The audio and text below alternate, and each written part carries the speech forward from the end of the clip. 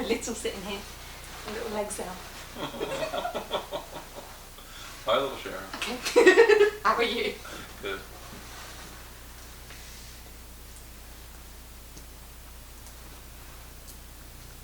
Hi Robert, welcome back. Thanks, Sharon. Great to be here. You're looking well. Thank you very much. Thank you. Back from holidays, looking very fresh and energized. It was so beautiful. I went snorkeling, which is my favourite place on the earth, and diving. So yes, thank you. I love to be relaxed.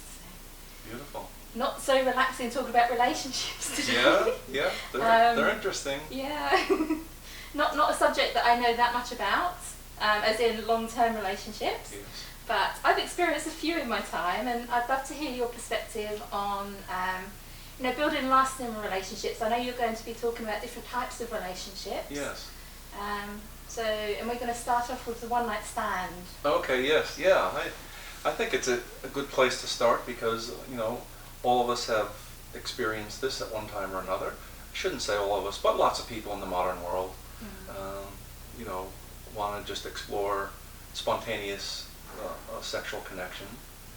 And one of my teachers, Barbara DeAngelis, back in Los Angeles, she talked about 3 types of relationships, and she felt that the one-night stands were the most destructive. All relationships have potentiality for a dark side, but she said she didn't recommend them because she felt as though, in a sense, there was no real human connection. So it was acting out maybe either a sexual wound or there could be alcohol or drugs involved. And often she would find that many people, both male and female, found that it damaged their self-esteem in the long run. Mm-hmm. And it's interesting because my teacher in core energetics and bioenergetics was the late Dr. John Piracos, and he had an interesting perspective on that. Of course, core in Latin means heart, and he felt love was the key, and relationships was his lifelong passion to work with couples. And he said that men are just as hurt about one-night stands or just loveless sex as women were, which is not necessarily common knowledge. He said every time a man entered a woman without love, he would harden his heart. And maybe he was just having sex because he was acting out a wound. Maybe he was angry at mother. Maybe he hates women. Maybe he's been hurt by a woman or women, and it's his unconscious pattern to get back. But he says each time you do it, it makes the defense or the closed heart even less accessible. So I found that interesting, and so I had to, of course, reflect on myself and my own life to see, to what degree was that true for myself, and I think there's a lot of merit in what he said.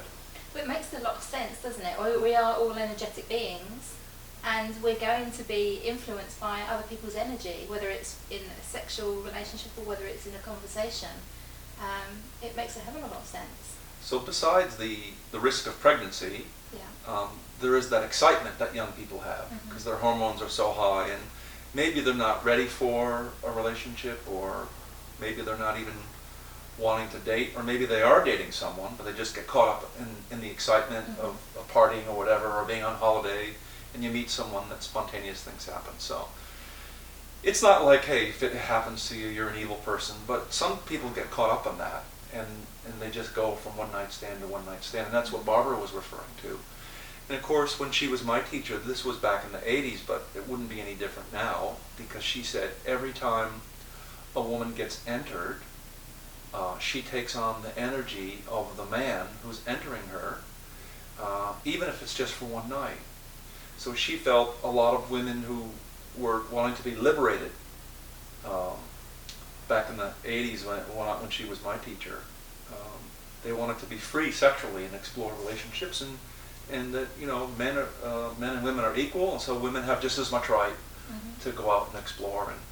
And she goes, but it's different because, in her opinion, the man wasn't being entered in a heterosexual relationship. The woman was being entered. If she was sleeping with guys who were angry at women or just plain angry and wanting to hurt the woman, then they would have this confusing energy inside of them.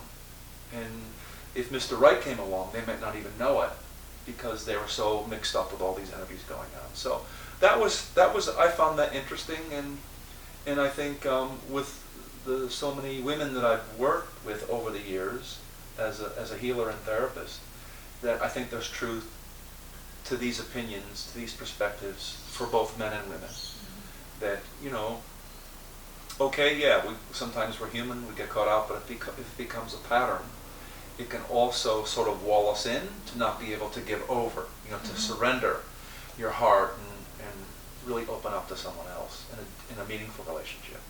Yeah, I mean, that's the case, isn't it? When there's alcohol or drugs involved, you are completely free, but you're not showing your true self. Exactly. And we all know subconsciously these patterns really build up. So I think it's vital if we're going to be doing that sort of stuff to realise the impact that it's going to have on us as a person, as our energetic person, and in the future with our relationships. Because I don't think, you know, we don't go into a pub, have a drink, and then think, oh, you know, I've got to worry about my energy and what, you know, it's all subconscious, isn't it? But Exactly. if we're aware of it, we can prevent it happening. Yeah.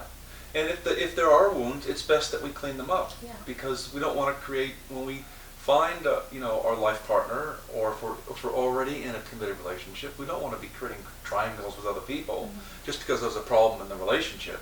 No. But people who deny certain wounds will act them out. Mm-hmm. You know, anything we deny, we act out. And we all have so, wounds. Of course. Yeah, we're human beings, yeah. so we all have them. Yeah, the whole idea of the dysfunctional family, it's as true today as it ever was. Mm-hmm. You know, that you know, we're in these specific families for a reason. Our parents are the perfect parents for us, so we can expose and observe and hopefully transform and heal those things. Mm-hmm. The second type of relationship that we want to talk about today is called a workout relationship. And workout relationships are not permanent. They frequently last from maybe 6 months to 24 months. They could be shorter, or they could be longer, but that's often a common range, I find. And there's an opportunity to explore a deep, meaningful, passionate connection with another human being when all along you know it's not forever. Mm-hmm. You're not going to perhaps marry the person if you believe in marriage, and you're not going to probably have children with them if you want children. Mm-hmm. So that's a separate kind of relationship. But in these relationships, you could work out issues that could be a wonderful preparation for cleaning up issues with the opposite sex or the same sex that you then wouldn't have to carry into a permanent relationship, so it doesn't become destructive when you're with your life partner, let's say, or your soulmate, whatever you want to call that. So they're interesting relationships. I know for me that some of the most wonderful connections that I've had with women have been in these relationships where either one of us or both of us knew that it wasn't going to be forever. We may have had different goals. Some women want marriage and kids, and some don't. And so I had different stages in my life when I wasn't ready for those kinds of commitments because I was traveling and doing interesting things in business, and so, but the companionship was fantastic, and the connection and the love was very deep and very beautiful, even though this woman and myself knew that, you know, we couldn't look into the future, like 10 years into the future, and see ourselves together. Mm-hmm. So I think they can be very rewarding. So do you think in those instances, both people know that it's not forever, or one of them might go in thinking, oh, this is forever, and well, the other one doesn't? It has to be negotiated, doesn't it? Uh-huh. It has to be communicated, is that, you know, look, I really love spending time with you. I don't see us together long term, but I enjoy hanging out. Mm-hmm. And sometimes a person, maybe someone's been hurt, and they don't want to rebound into another committed relationship. Mm-hmm. They just, you know, want to be with someone who they feel supported and listened to and loved by and can receive affection from. Mm-hmm. So yes, I think it has to be clear because you don't want someone to get hurt. No.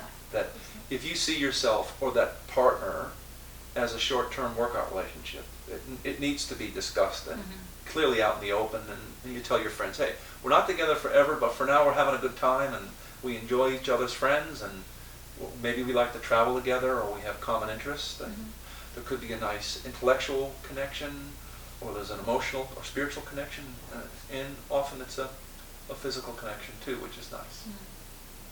Yeah, I've had a few of them that have just drifted into friendship, and they're some of my best friends in the whole world, you know. You can keep those friends forever. Yeah, because you've gone through so much with them, and they know you so well, especially if you live with them. Yeah. And just because you fall out of love or there's that like sexual chemistry anymore, I don't understand people that can't have that. I know that they've got their reasons, but for me, like, those relationships are gems to me, and I want to keep them.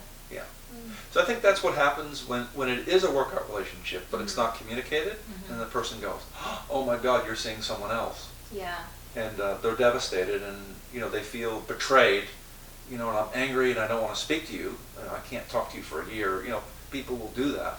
And it's just, in my perception, it's just, they didn't see the writing on the wall, and they haven't communicated it effectively. And I think, I noticed today with younger people, it's like it's not discussed. It's either a potential relationship or they see it as friends with benefits, but they don't talk about it. And then I see people getting really hurt. So I think that, of course I was brought up Catholic, and I shouldn't even be talking about one night stands or workout relationships. But I think it's a different world today, and you can't be so black and white about what a human being is going to get out of a relationship without saying it must be marriage and kids, because what if the person is emotionally not ready, and they marry someone and they're not ready, and then even worse, they have a kid, and all those patterns get acted out, and then the children get damaged, and so it's better to have be mature enough to know I'm not mature enough to get married or to commit to you for my whole life. Yeah. Well, I'm 45 and I'm still there. I'm very happy where I am, and I can't even imagine myself getting married and being with somebody forever. I have probably a different belief system around that. With fair enough. That. I don't actually believe that we should be with somebody forever.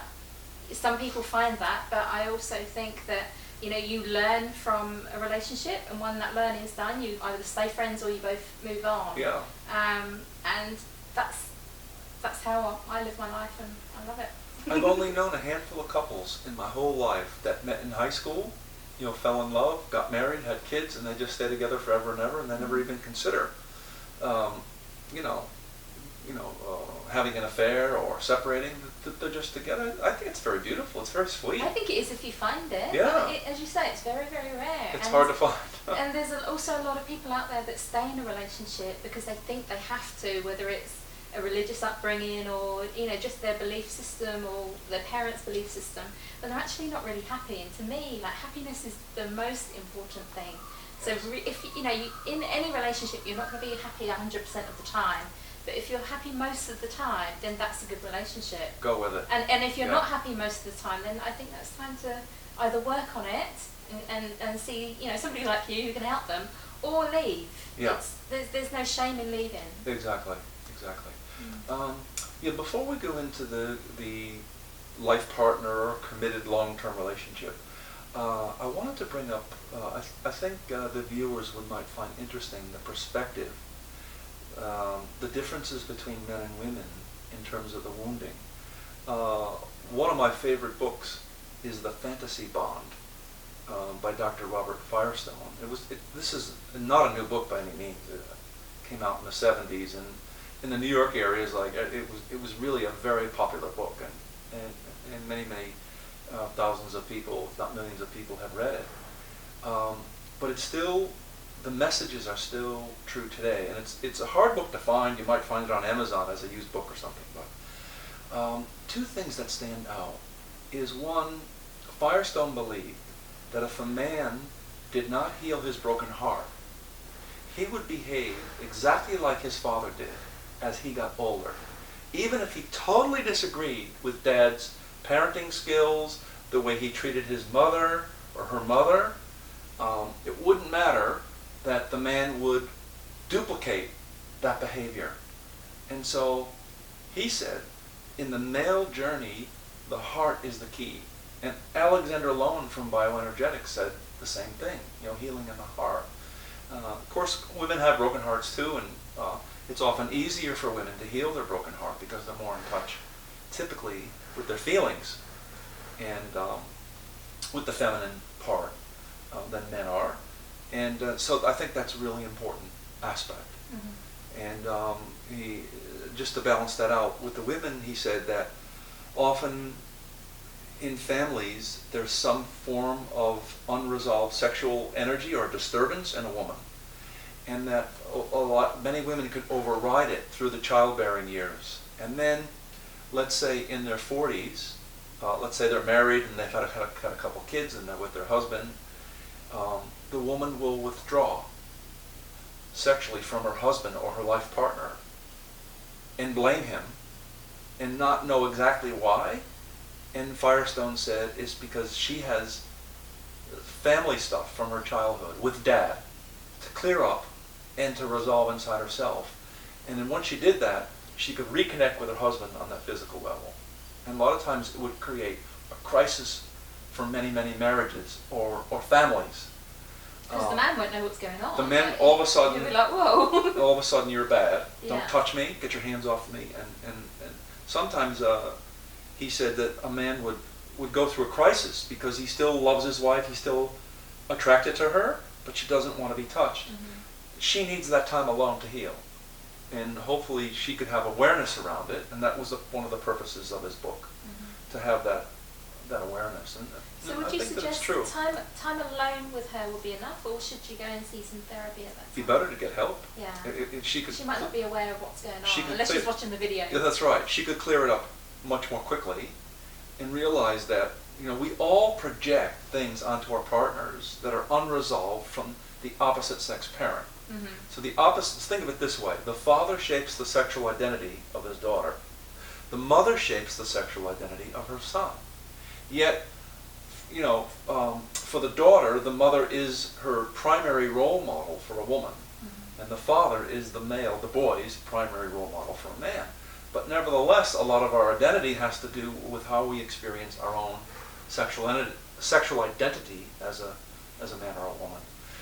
So that relationship is key to our development, and this frequently becomes very acutely aware to the child during the Oedipal phase, which is like usually between 3 and 7 or 3 and 8 years old, and then it gets reinforced when we go through puberty. So I find that really interesting, and that can bring awareness to help people, if they're in a workout relationship, to maybe clear that up with a person, because they have that awareness. So you wouldn't have to do that when you're with your long-term partner. If you're going to spend 20, 30, 40 years with someone, 50 years, then if you could identify that as that, if you're a male, heal your broken heart. If you're a female, clear up the sexual stuff, whatever energies with dad that made you uncomfortable when you were growing up, and then there's a much cleaner relationship with your life partner. So for the viewers, can you give a little bit more of an example of what that could be? Like from a woman's point of view, what sort of things would they need to clear up? Would it be like abandonment or things like that?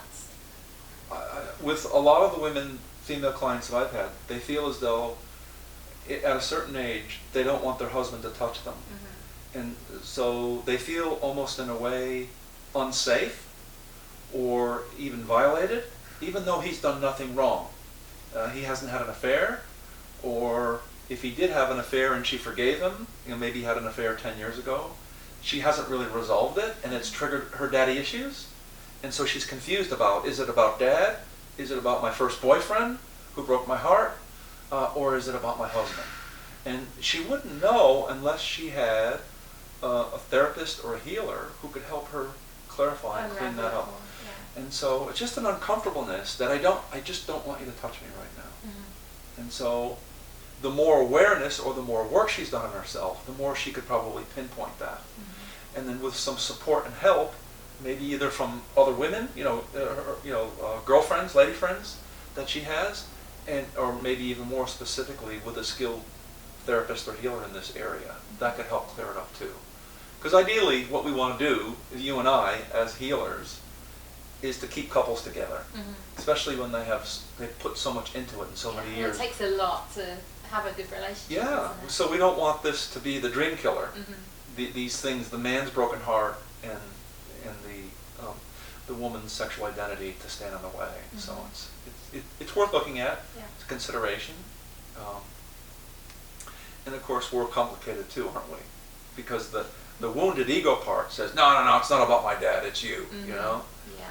You just haven't treated me right and stuff like that. And so it's not black and white, if you know what I mean. Yeah. It's complicated. Yes, there would be issues with him, but maybe the reason she's withdrawing could be more about that. Yeah. Could be, and it's worth looking at. Yeah.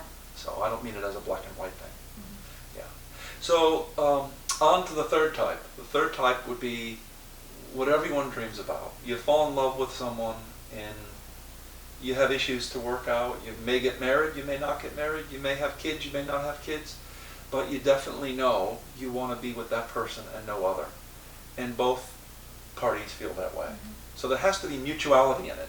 If one of the members of the relationship, the male or the female or whatever type of relationship it is, has one foot in and one foot out, if they're not fully committed, it won't work. So I think that is the value of a workout relationship as something being very healthy as opposed to a one-night stand, which is often not healthy, mostly probably not healthy. The workout relationship is that I'm committed to it for a period of time. But if you're going to be with a life partner, if you're going to be, grow old with someone, then both have to be committed. What does that mean? It means that everything, all your fears of commitment, rejection, abandonment, betrayal, are all going to come up in that relationship. And some couples can work through it, and many couples can't.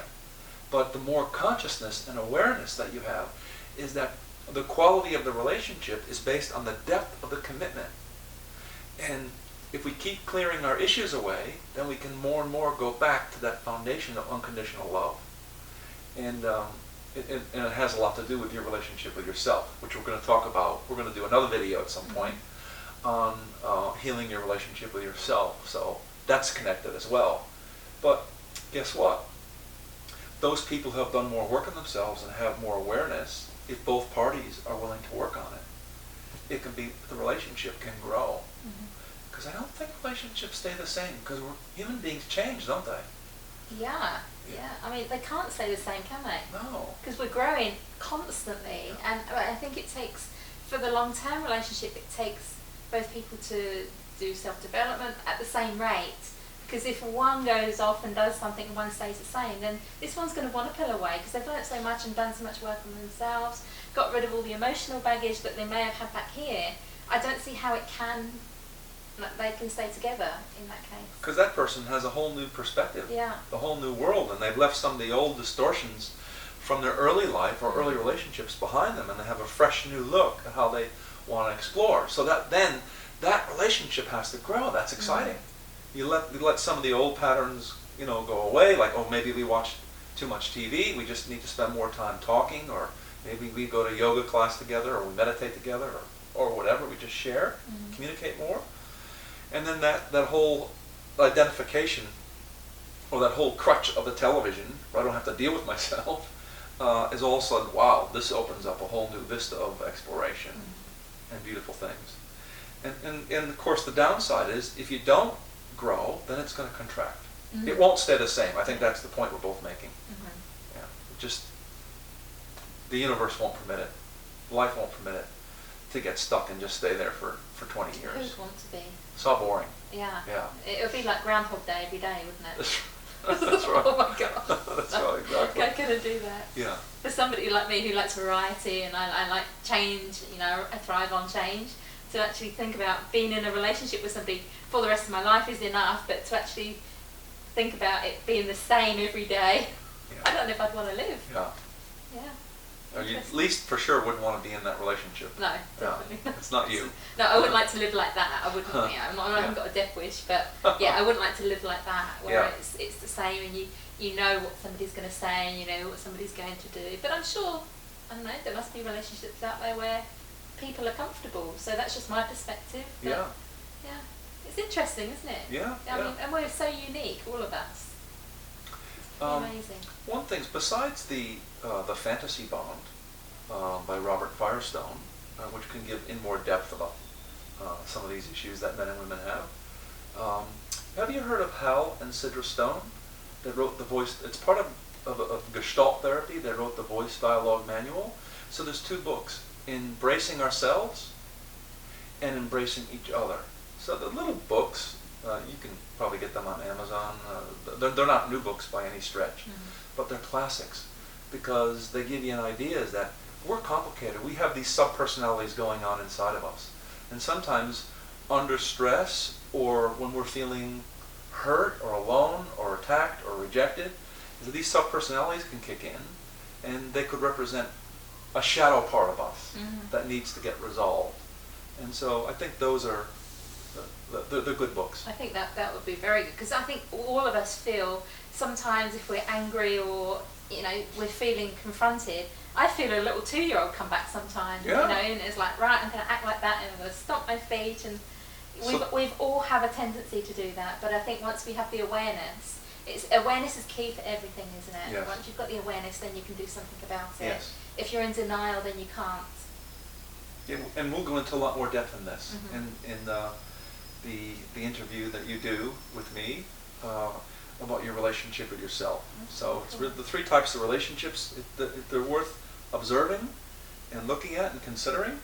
And the next step would be to do deep healing in your relationship with you and your spiritual connection. Cool, Robert. Thank you so much for coming in. Thanks, Sharon. If somebody wants to find you and work with you, where are they going to find you? They can go to robertkirby.com and they can go to relationships.robertkirby.com. So there's a couple websites there they can look at. And we have this wonderful Heartfelt Relationships workshop that we run frequently as a free workshop that always fills up because people get so much out of it. It's a full weekend, Saturday and Sunday in the city, in Sydney. And you can get your ticket online and sign up for it, and we run them frequently. So they're very engaging, and who knows, you could meet your life partner there. I'll definitely not come to that. But thank you. Thanks, Sharon. Thanks. Great to Thank be you. here once again. I always have fun with you. Yeah, you too. And Thanks. we'll see you next time. All right.